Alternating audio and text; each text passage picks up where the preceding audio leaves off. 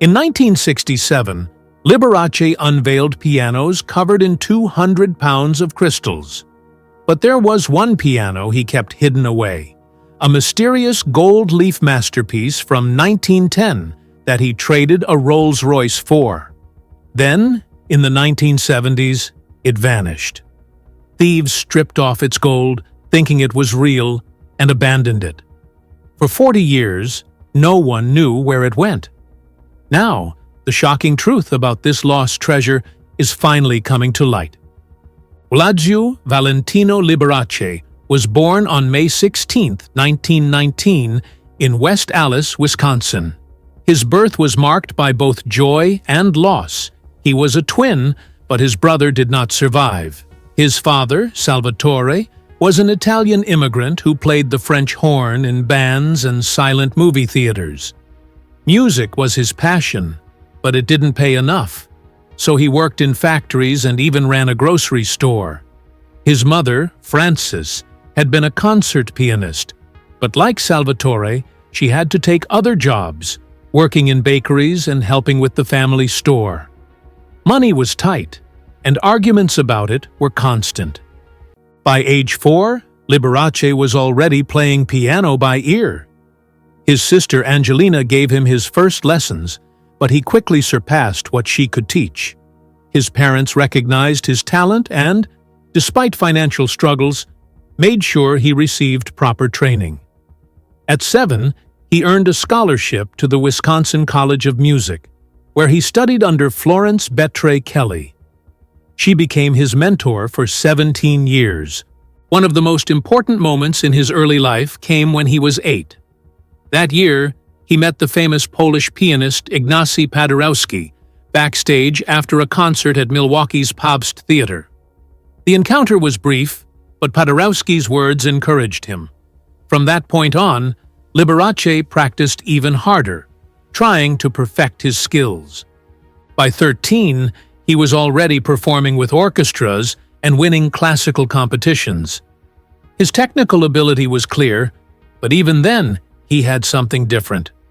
He wasn't just playing music. He had a way of making it exciting, blending classical precision with a sense of entertainment. When the Great Depression hit, the family's financial situation became even worse. As a teenager, Liberace used his talent to help support them.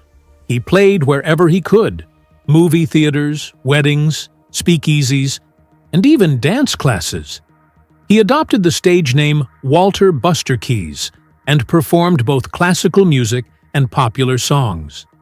There were rumors that some of his earliest gigs were in Milwaukee's underground clubs, where he started experimenting with a more theatrical style. At 17, he joined the Works Progress Administration Symphony Orchestra, a program designed to keep musicians employed during the Depression. In 1939, at just 20 years old, Liberace made his debut with the Chicago Symphony Orchestra. He performed Liszt's Second Piano Concerto at Milwaukee's Pobst Theater under conductor Hans Lange. His technical skill impressed critics, who saw him as a pianist with great potential. But it was the encore that left the biggest impression. Instead of sticking to classical music, Liberace played Three Little Fishies, a popular comedy tune. He performed it in the styles of different classical composers, blending humor with skill. The audience loved it. Classical purists did not. Some saw it as disrespectful, but this moment hinted at what made him different. He wanted to entertain, not just impress. Even though he had years of classical training, he was willing to break tradition. By 1942, he faced a tough decision. He had been performing classical pieces for years, but struggled to connect with larger audiences. He realized that strict classical music wasn't enough. That's when he developed his semi-classical style, blending classical music with popular melodies. He later described it simply, classical music with the boring parts left out. He started mixing pieces like Chopin's works with songs such as Home on the Range, and added jokes and audience interaction to his performances. He even gave on-stage piano lessons to lucky audience members. Some critics called it gimmicky, but audiences loved it. By the mid-1940s, he was performing in major nightclubs across the country. Hotel chains like Statler and Radisson signed him for regular shows, giving him national exposure. His ability to mix skill with entertainment made him stand out. In 1947, he moved to Los Angeles. At first, his life there was far from glamorous. He lived in a $50 a month apartment while performing at Ciro's on Sunset Boulevard, a nightclub known for its celebrity clientele. Clark Gable and Shirley Temple were regular guests. These performances were his chance to impress Hollywood's elite. To make an impact, he added more flair to his stage presence, giving audiences an early glimpse of the extravagant entertainer he would become. Even though he played for wealthy audiences, his own lifestyle remained modest. He performed in high-end venues, but still lived simply. His time in Los Angeles helped him make connections that would soon take him beyond nightclubs and onto television. During this period, he also developed his signature look. In 1945, after watching the film A Song to Remember, which showed Chopin playing by candlelight, he adopted a candelabrum as part of his stage setup. It became his trademark. In 1948, tailor Cy DeVore designed his first rhinestone-studded cape. This was just the beginning. His outfits would become even more extravagant, turning him into one of the most visually distinctive performers of his time. In 1952, Liberace became a television star with The Liberace Show. It started as a short 15-minute program, but by 1953, it was syndicated and reached 30 million viewers a week. At first, he earned just $1,200 per week, but his mix of classical music, pop tunes, and showmanship made him one of the biggest names on TV. He spoke directly to the camera, making audiences feel like they were part of the performance. His brother George often played violin beside him, adding to the charm. The show was broadcast in 20 countries, including the UK, making him one of the first American entertainers to reach an international audience. By 1954, his television earnings alone had climbed to $7 million, the equivalent of over $75 million today. In 1954, Confidential magazine published claims about Liberace's sexuality, a dangerous accusation in an era when being gay could end a career. Determined to protect his image, he sued the magazine for libel, publicly denying the allegations. But instead of dragging the case through court, he settled quietly for $25,000, about $280,000 today. He continued to deny being gay for the rest of his life, knowing that his public image depended on it. The next year, Warner Brothers offered him a shot at movie stardom. He starred in Sincerely Yours, a drama about a pianist who loses his hearing. The film was meant to showcase his talent, but it turned into a disaster. Critics panned his acting, calling it stiff and unconvincing. Audiences who loved his over-the-top stage persona didn't buy him in a serious role. The movie flopped so badly that Warner Brothers downplayed his name on promotional material and canceled his second planned film. After that, Liberace abandoned Hollywood and focused on television and live performances, where he knew he could succeed. In 1957, something far worse happened. His mother was attacked by masked intruders in their home just hours after he had testified in court during another legal battle. The timing raised suspicions. Some believed it was connected to his ongoing lawsuits. Whatever the motive, the attack shook him. He increased security at his home and took extra precautions to protect his family. Meanwhile, Liberace always believed bigger was better.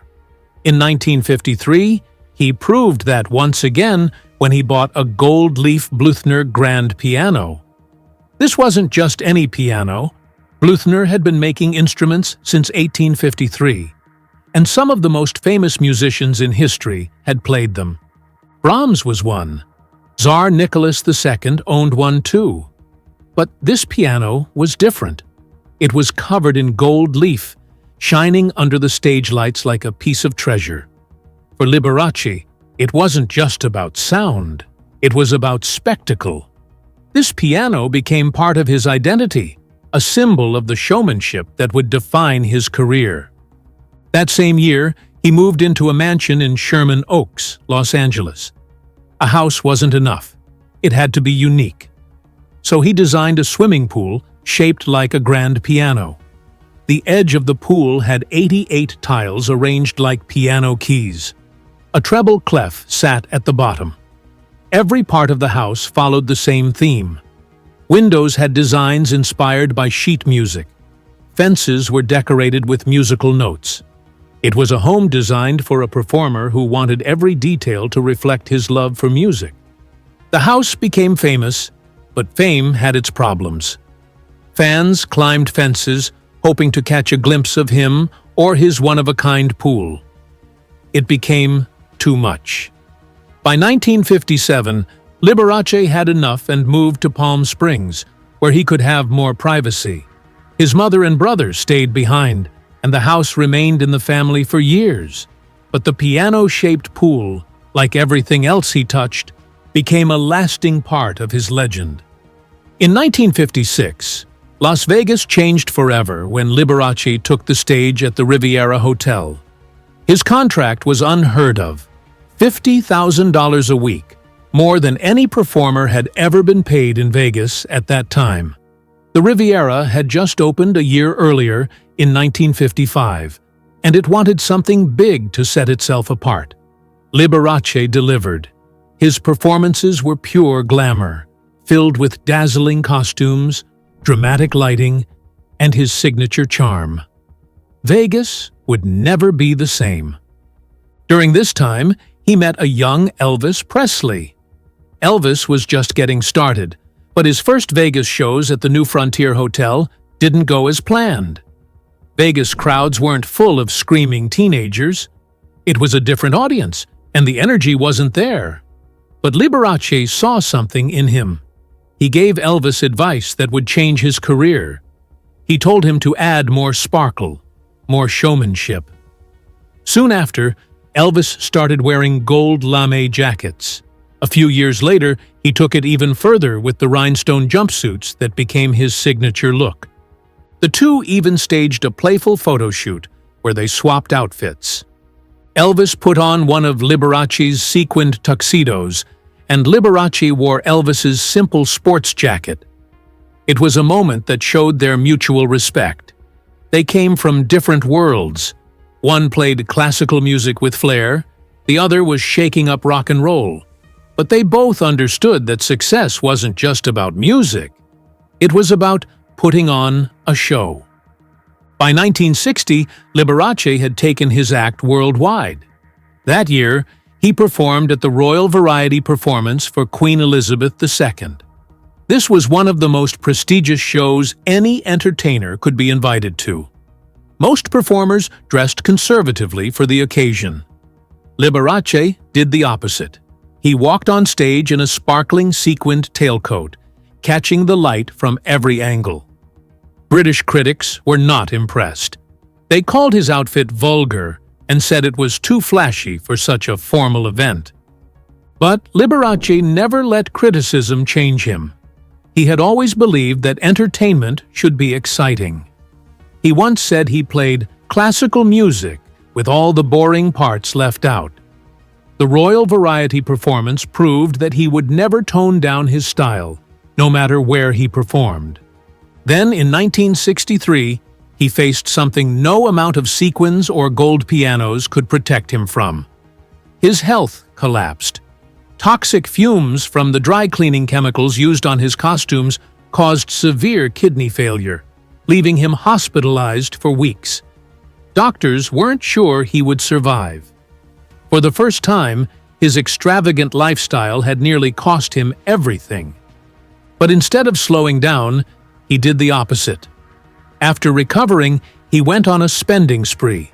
buying luxury furs and expensive cars. If anything, the experience made him more determined to live life on his own terms. His performances became even more over the top. He didn't just walk on stage, he arrived in a bejeweled Rolls-Royce. His costumes weren't just fancy. They were covered in rhinestones, sequins, and fur. Every part of his act was bigger, brighter, and more extravagant than ever. Still, Liberace was never one to settle for the ordinary. In 1967, he partnered with the Baldwin Piano Company to create something the world had never seen. Mirrored pianos covered in more than 200 pounds of Austrian lead crystals. Every inch of these instruments was designed to sparkle under stage lights, turning them into glowing centerpieces during his performances. Liberace wasn't just playing music. He was putting on a spectacle, and his pianos had to match his larger-than-life presence. Building these instruments was no simple task. A concert grand piano already weighed over 1,000 pounds, but with layers of crystals and mirrored surfaces, the weight increased dramatically.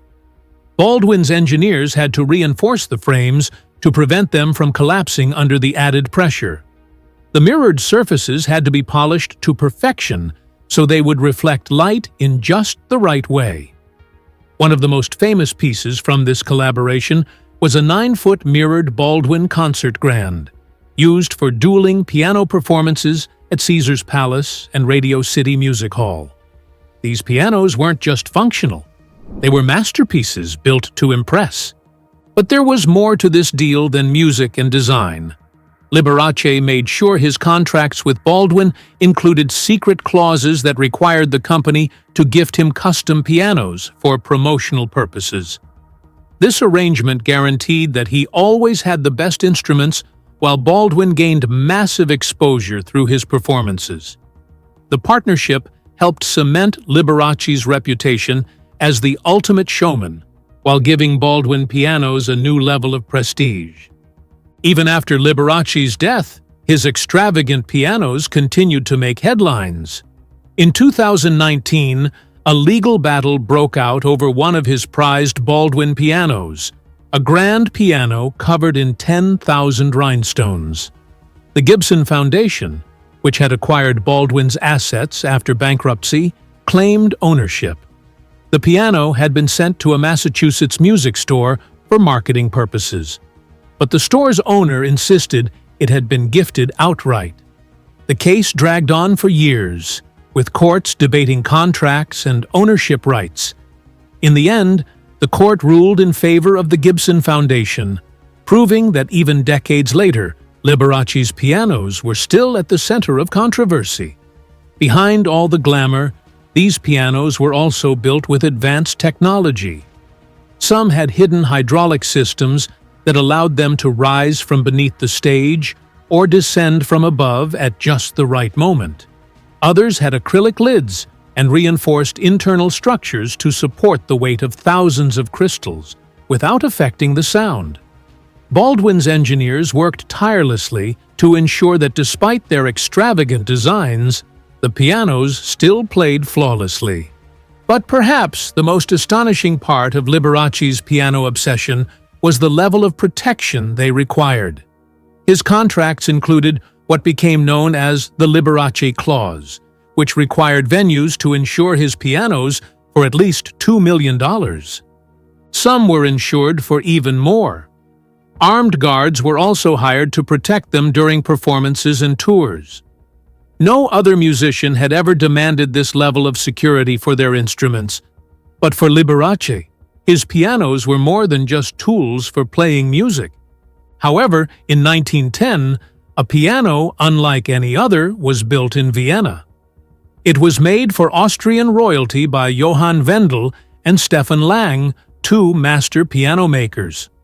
What made it special was its dual keyboards, a rare design that allowed two pianists to play together at the same time. The entire instrument was covered in gold leaf, applied by skilled artisans in a Vienna workshop. It wasn't just an instrument. It was a statement of luxury and craftsmanship at a time when Vienna was the heart of European music.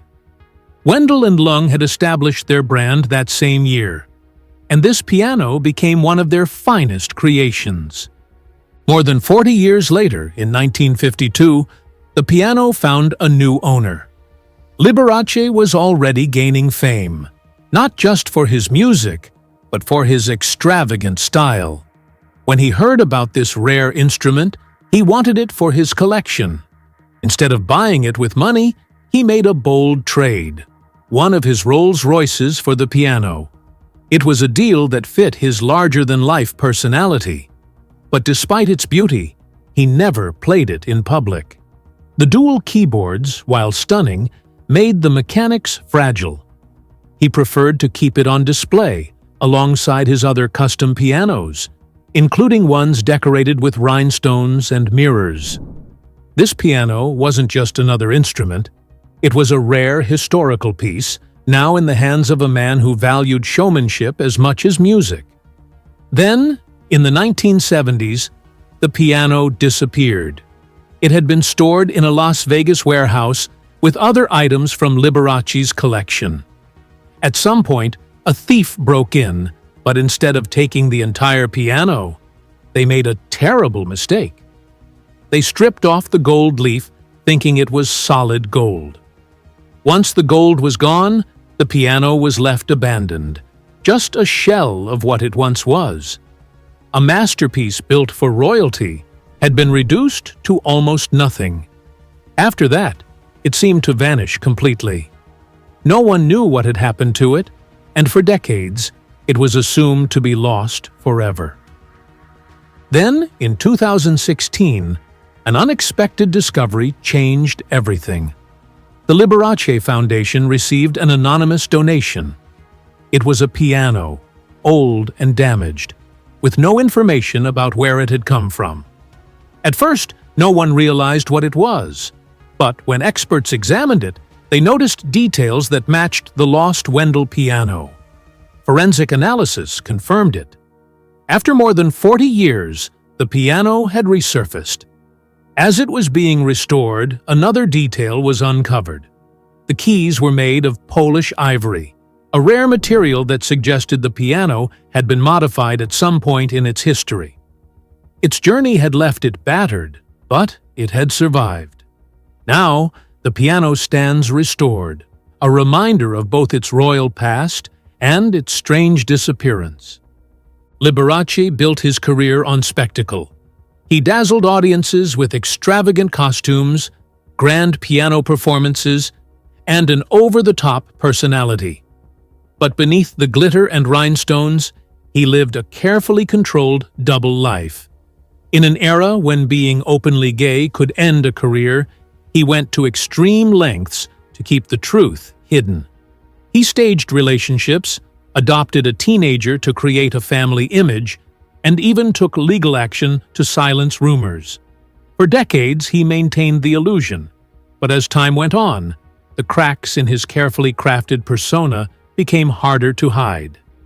In the 1950s, Liberace was one of the most famous entertainers in America.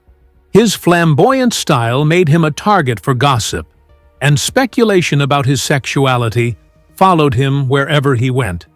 To counter the rumors, he engaged in what Hollywood called beard relationships, romantic pairings with women meant to mislead the public. In 1953, he announced his engagement to Joanne Rio, a Las Vegas showgirl. The news made headlines, but the wedding never happened. Some reports suggest Rio's father urged her to end the relationship after hearing whispers about Liberace's private life. Others believe the engagement was a publicity stunt from the start, a way to push back against the constant speculation. Another well-known girlfriend was actress Betty White. Unlike Rio, White was fully aware of Liberace's sexuality. Years later, she admitted that his managers often arranged for them to appear together at events. She played along, knowing it helped him maintain his image. Despite the act, the two shared a genuine friendship.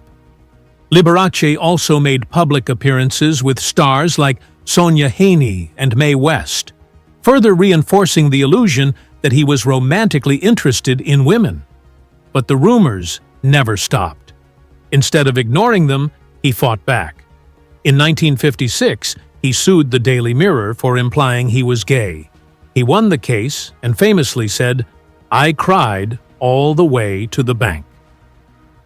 By the 1970s, Liberace took an even bolder step to present himself as a family man. In 1976, he adopted a 16-year-old named Carrie James. The adoption was highly unusual. Liberace had no biological children and was not married, yet he took in James as his legal son. Some saw it as an attempt to reshape his public image, while others believed there was more to the story. James lived with Liberace for years, but their relationship became strained over time. After Liberace's death in 1987, James was evicted from his Palm Springs home and left with little financial support. Some sources suggest he may have contracted HIV from Liberace, though this remains unproven.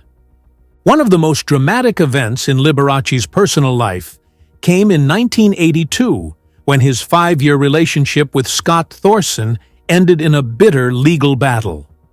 Thorson had met Liberace in 1976 at just 17 years old and quickly became more than just a companion. He worked as Liberace's chauffeur and live-in assistant, but their relationship was far from typical. Liberace reportedly pressured Thorson to undergo plastic surgery to resemble a younger version of himself, a bizarre attempt at creating a family resemblance.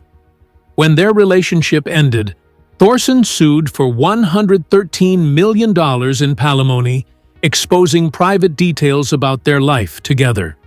The case was one of the first high-profile lawsuits involving a same-sex couple. It settled out of court in 1986 for $95,000 in cash, 3 cars, and 3 pet dogs. The scandal shattered the illusion Liberace had worked so hard to maintain. In August 1985, Liberace sat in his Las Vegas home as his private doctor gave him life-changing news. He was HIV positive. For a man who had built his entire career on image and illusion, this diagnosis became his most closely guarded secret. He told almost no one. The world saw him as a larger-than-life entertainer, draped in jewels and luxury. But behind closed doors, he was facing a battle he knew he could never make public. The stigma surrounding AIDS in the 1980s was relentless. People lost their careers, their dignity, and in some cases, their lives to fear and misinformation. Liberace wasn't just afraid of the disease, he was afraid of what it would do to his legacy. Desperate for a way to manage his condition, he reportedly sought experimental treatments in France, a country known at the time for offering unapproved therapies for AIDS patients. These treatments were risky, but he had little choice. His health was getting worse, and by 1986, the changes in his appearance were becoming harder to hide. He had lost weight. His face looked thinner. The energy that once made his performances feel effortless was fading. Some of his staff started to notice. They whispered about his declining health, but anyone who asked too many questions was quickly fired. He wouldn't let rumors take control. If people speculated, they were gone. For decades, Liberace had fiercely protected his public persona. He had always denied being gay, even taking legal action against those who suggested otherwise. He often spoke of relationships with women, using them as a shield against public suspicion. In the 1980s, being an openly gay celebrity, especially one with AIDS, meant risking everything. He had worked too hard to build his empire, and he wasn't about to let the truth destroy it. By late 1986, his body was failing, but his commitment to performing remained unchanged. His final concerts at Radio City Music Hall in New York City ran from October to November. Night after night, He took the stage in front of sold-out crowds who had no idea they were witnessing his last performances. His shows were as extravagant as ever. He wore dazzling costumes, played grand pianos, and made dramatic entrances designed to leave audiences in awe. But behind the glamour, he was struggling. Reports suggest that during these performances, he relied on oxygen tanks hidden beneath his capes to help him breathe. Even as his body betrayed him, he refused to let the world see him as anything less than Mr. Showmanship.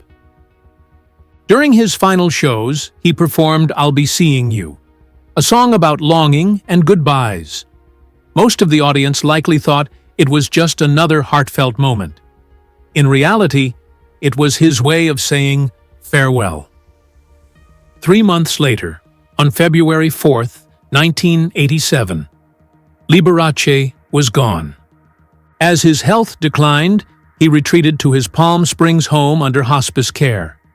He was weak, and he knew the end was near. On February 3rd, just one day before his death, a Catholic priest arrived to give him last rites. During that moment, Liberace reportedly made a quiet confession. He asked for forgiveness for living a lie. For years, he had built a life around illusion. He had created a world of extravagance where reality never touched him. But in the end, he couldn't escape the truth. His final confession wasn't just about faith. It was about the weight he had carried for decades, the secret he had protected at all costs, and the loneliness that came with it. When news of his death broke, the official cause was listed as heart failure. Some reports suggested other conditions like emphysema or anemia. But rumors swirled. The truth came out when the Riverside County coroner performed an autopsy. The results confirmed that Liberace had died from cytomegalovirus pneumonia, a common complication of AIDS. He had been HIV positive at the time of his death. That information wasn't meant to be public, but it leaked. Soon, headlines were everywhere. The media dissected his life, his illness, and his decision to keep it all a secret. Some believed he had missed an opportunity to use his platform to raise awareness during the height of the AIDS crisis. Others understood why he had stayed silent.